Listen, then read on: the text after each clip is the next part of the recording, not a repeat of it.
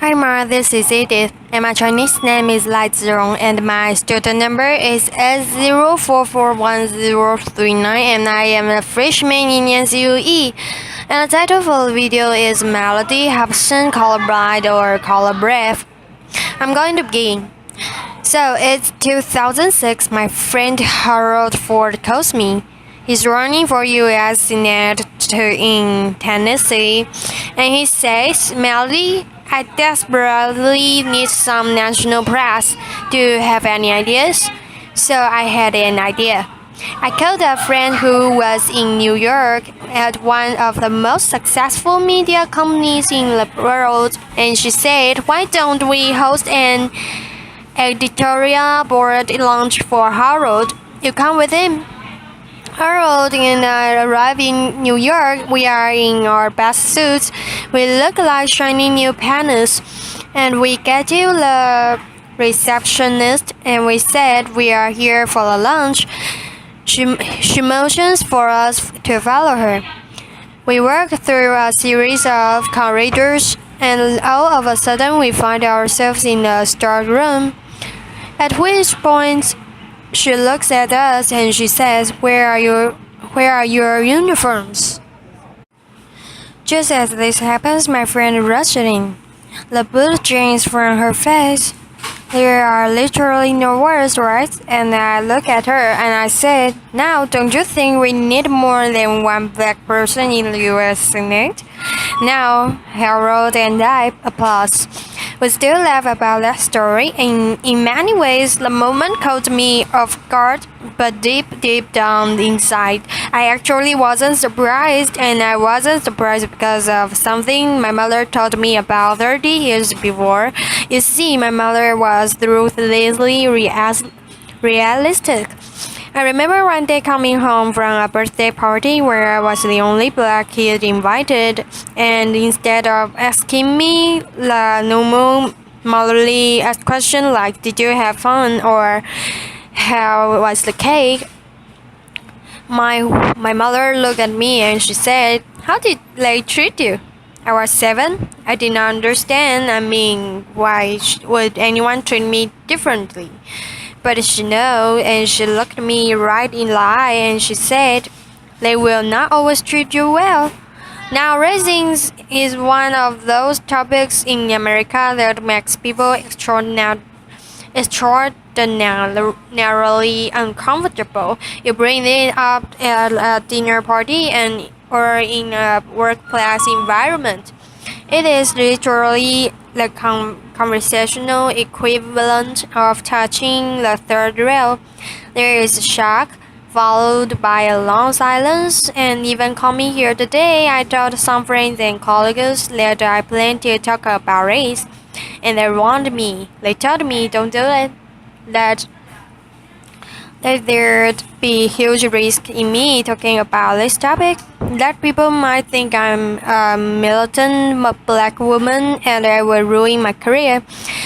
And I have to tell you, actually, for a moment, was a bit afraid. Then I realized the first step to solving any problem is not to hide from it. And the first step to any form of action is awareness.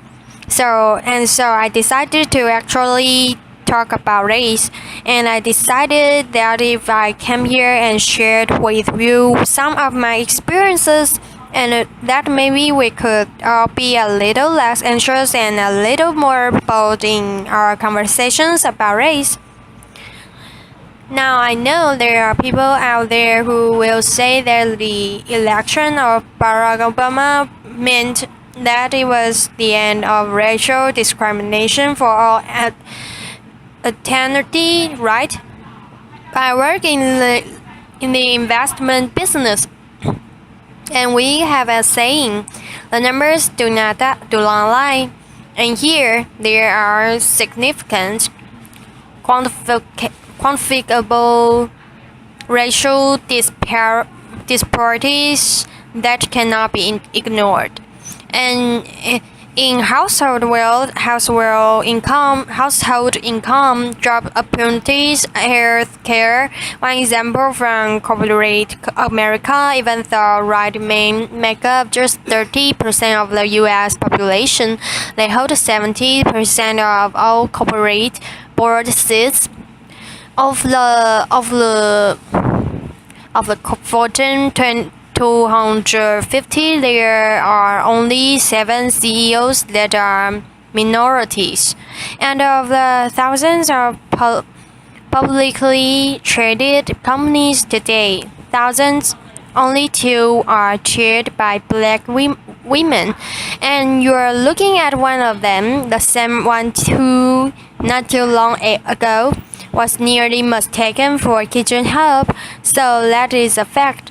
Now I have this thought experiment that I play with myself when I say, imagine if I walked you into a room and it was a major corporation like ExxonMobil, and every single person around the boardroom were black, you would think they were weird. But if I walked you into a Fortune 500 company and everyone around the table is a white male, when will it be that we think that's weird too? And I know how we got here. Applause. I know how we got here. There was institutionalized and at one time legalized discrimination in our country. There's no question about it, but still, as I grapple with this issue, my mother's question has in the air for me. How did they treat you?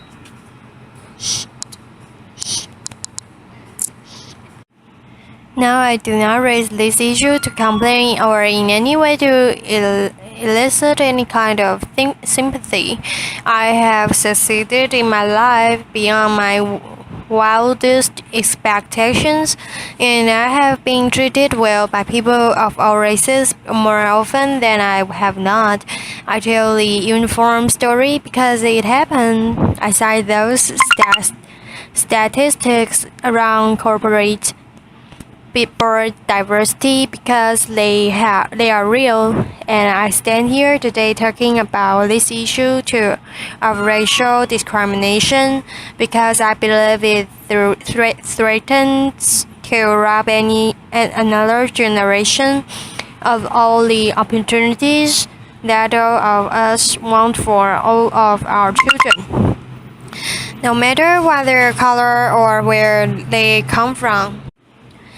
And I think it also threatens to hold back businesses. You see, researchers have coined this term color blindness to describe a learned behavior where we pretend that we don't notice race. If you happen to be surrounded by a bunch of people who look like you, that's purely accidental. Now, color blindness, in my view, doesn't mean that there's no racial discrimination and there's fairness.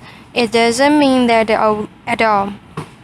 It doesn't ensure it. In my view, color blindness is very dangerous because it means we're ignoring the problem.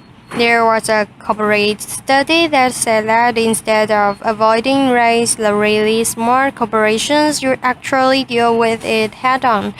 They actually recognize that embracing diversity means recognizing all races, including the majority one. But I'll be the first one to tell you this subject matter can be hard, awkward, uncomfortable, but that's kind of the point.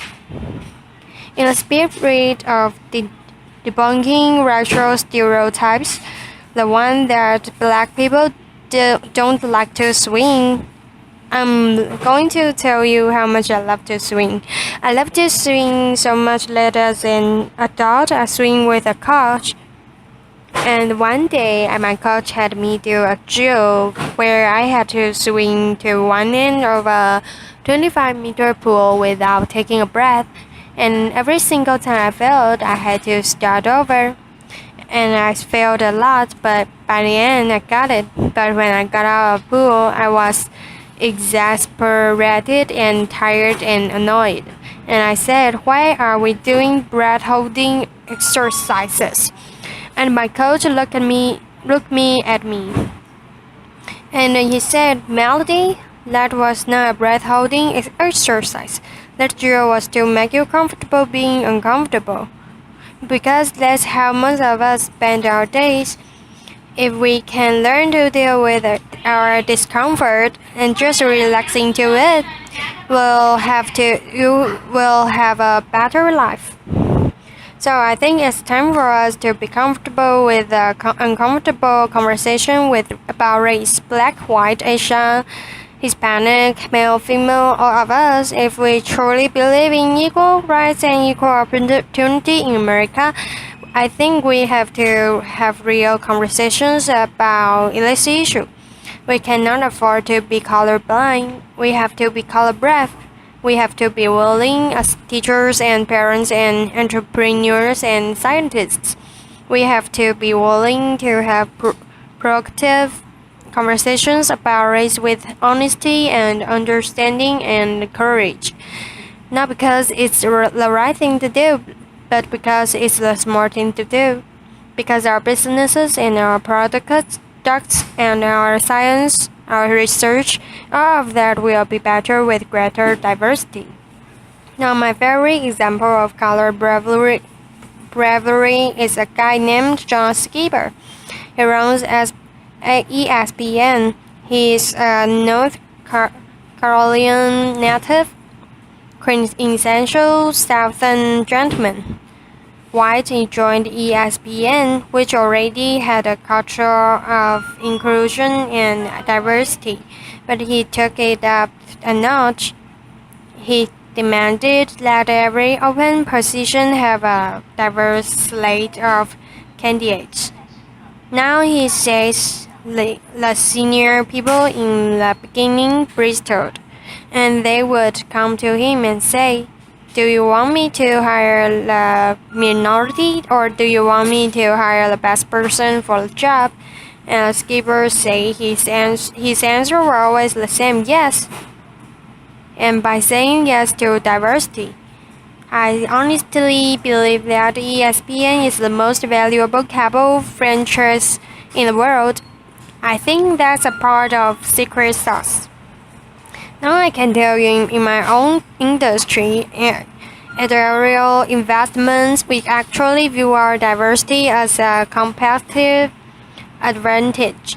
And that advantage can extend way beyond business. There's a guy named Scott Page at the University of Michigan.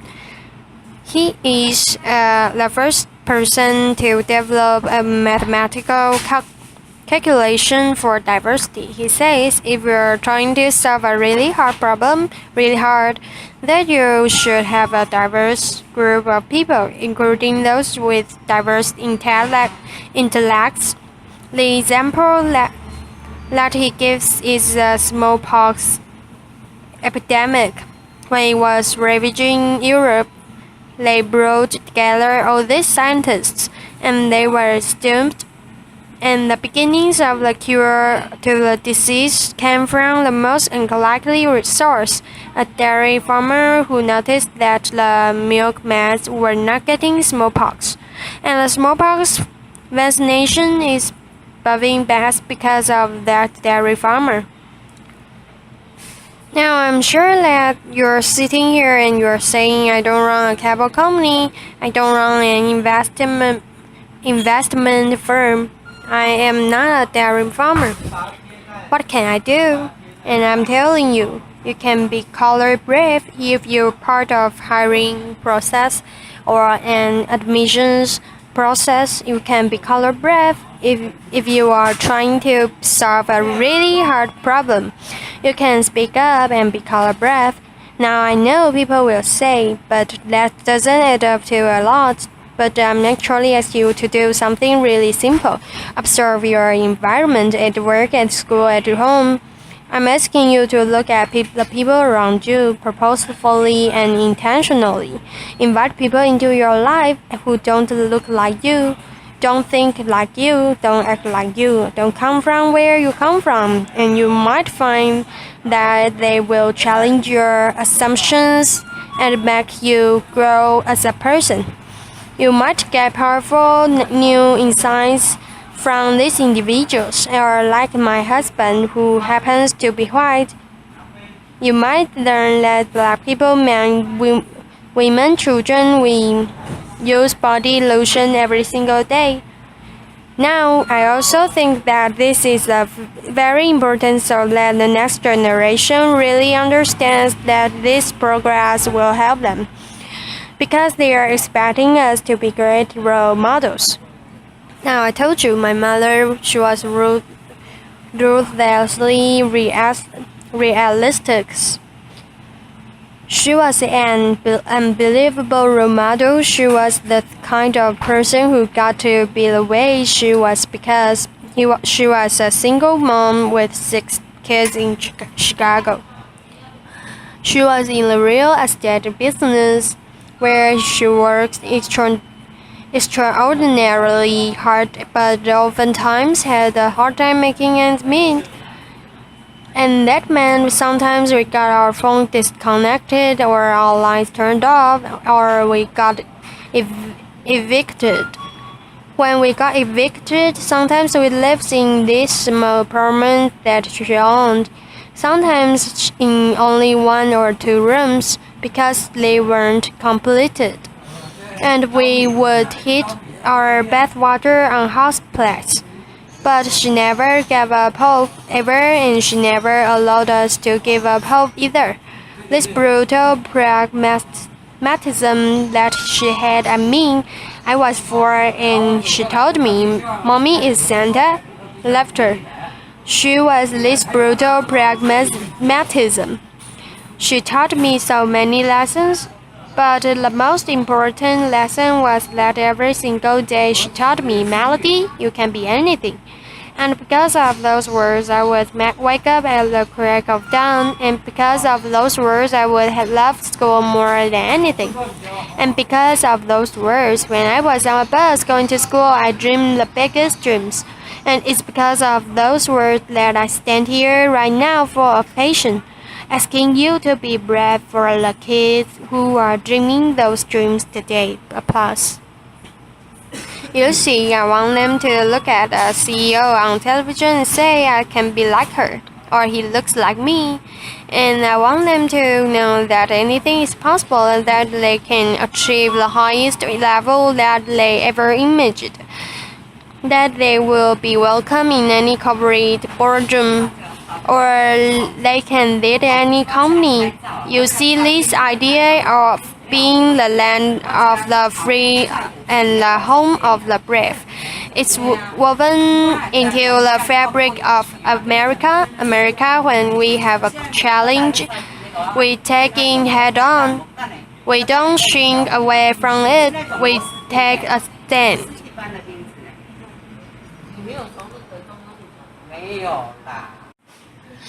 We show courage. So right now, what I'm asking you to do, I'm asking you to show courage. I'm asking you to be bold as business leaders. I'm asking you not to leave anything on the table. As citizens, I'm asking you not to leave any child behind. I'm asking you not to be colorblind, but be color brave, so that every child knows that their future matters and their dreams are possible. Thank you. Applause. Thank you. Thanks.